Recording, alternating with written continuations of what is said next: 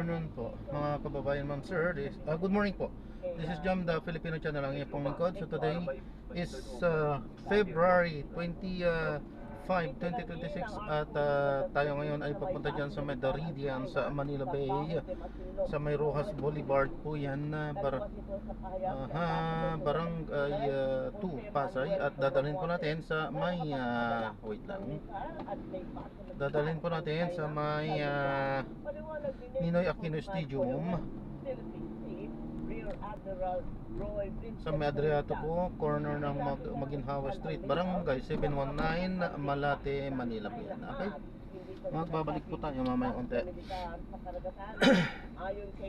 pag nakuha na po natin sila. Disclaimer lamang po, ang content po natin ay kalsada at hindi ang passenger. Kaya naman sakasakali man po na may marinig kayo mga pangalan ng lugar, pangalan ng tao, pangalan ng organizations, government o private man yan, ay wala pong kinalaman ng channel na ito at wala pong pinapatungkulan.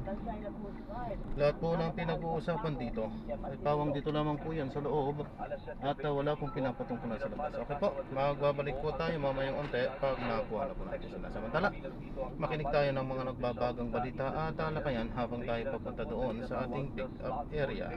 Tamodo sinasabing naningil ang mga opisyal na mahigit gas fixation na itinampa ni Mark Dixon Warna Colaweha o MC. Nauna na sinita na napulkop si Magusin dahil sa iligal na pagsusot ng uniforme ng pulis. Gayon din sa pambabastos sa Philippine National Police at ibang mga opisyal na pamahalaan. Pinaimbisigahan na rin ang paggamit ni Magusin na iba't ibang pangalan, pasaporte at birth certificate. Maaaring makalaya si Magusin kung maglalagak ng 150,000 pesos na piyan. Arestado ang Chinese na nagpanggap ng Pilipino sa Port of Batangas.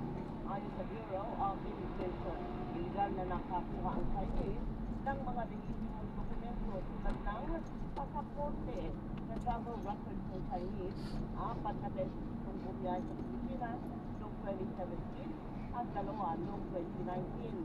Iniimbestigahan na rin ang posibleng paninistiya ng Chinese na nakatakdang patapon pabalik ng China. Sa Makati City, timpok ang 6 na Koreanong nagpapatakbo ng illegal na Pogo Hub. Sinalakay ang condominium unit sa Estrella Street kung saan naabutan ang mga dayuhang sangkot sa game fixing at online scam na target ng mga kapwa Koreano. Nasamsam sa operasyon ng mga computer, cellphone at one-time password generators na ginagamit ng mga suspect sa illegal na transaksyon. Inihanda na ang deportasyon ng mga Koreanong natuklasang pugante sa South Korea. Sa Maynila, sugatan ng isang lalaki matapos mabangga ng motorsiklo sa Tondo.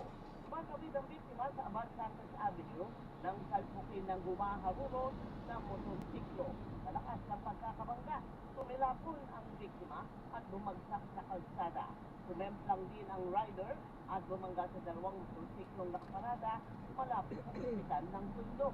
Pero walang tumakbo ng staff ng pampublikong ospital at tumagal pa ng 5 minuto bago dumating ang ambulansya.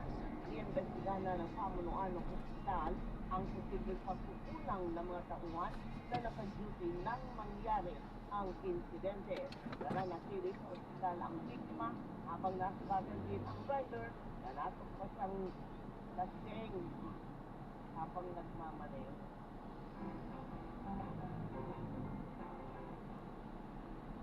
Alamin na po natin na latest sa showbiz spotlight mula kay Geniel Personal. Geniel, good morning, Geniel! Ang showbiz balita ay hatid sa inyo ng White Rose Papaya Soap with niacinamide.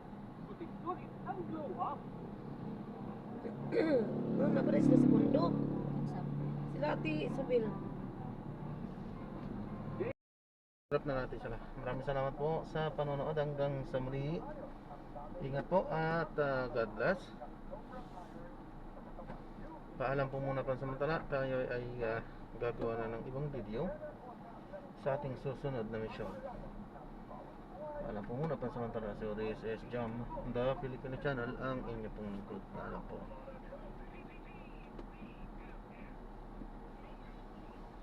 Ito? Ito naman. Hindi naman totoo.